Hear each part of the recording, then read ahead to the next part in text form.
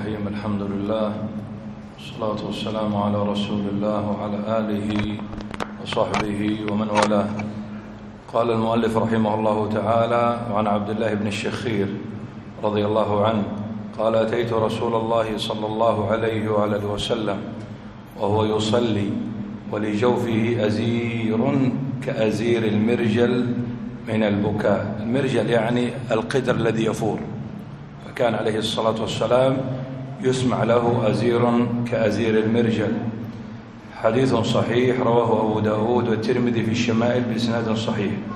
وهذا الحديث فيه بكاء النبي عليه الصلاة والسلام من خشية الله، وذلك لكمال تعظيمه لربه جل وعلا.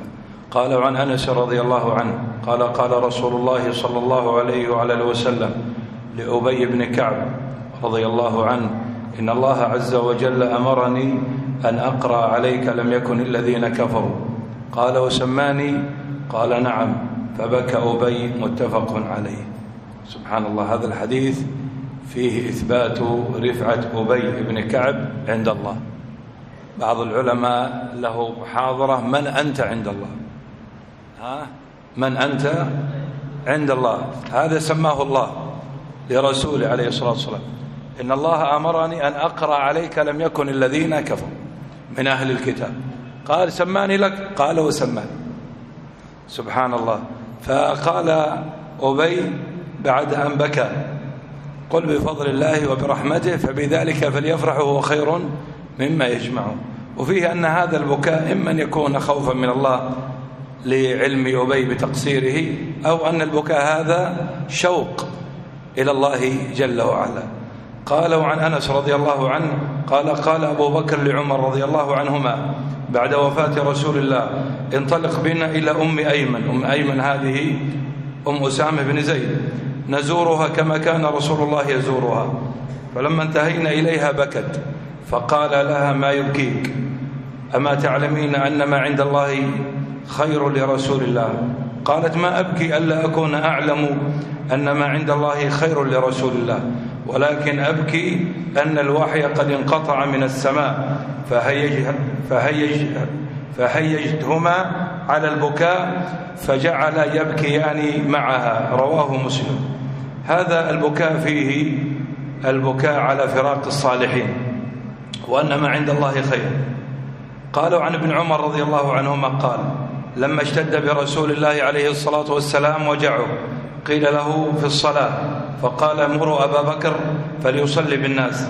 فقالت عائشة رضي الله عنها: إن أبا بكر رجل رقيق، إذا قرأ القرآن غلبه البكاء، فقال: مروه فليصلي. وفي رواية عن عائشة قالت: قلت إن أبا بكر إذا قام مقامك لم يسمع الناس من البكاء. متفق عليه. وهذا الحديث فيه استحباب البكاء عند قراءة القرآن. قالوا عن إبراهيم بن عبد الرحمن بن عوف أن عبد الرحمن بن عوف رضي الله عنه أتي بطعام وكان صائما، فقال: قتل مصعب بن عمير رضي الله عنه وهو خير مني، فلم يوجد له ما يكفن فيه إلا بردة، إن غطي بها رأسه بدت رجلاه، وإن غطي بها رجلاه بدا رأسه، ثم بسط لنا من الدنيا ما بسط، أو قال: أعطينا من الدنيا ما أعطينا، قد خشينا أن تكون حسناتنا عجلت لنا، ثم جعل يبكي حتى ترك الطعام. رواه البخاري. وهذا الحديث فيه إثبات البكاء من خشية الله عز وجل.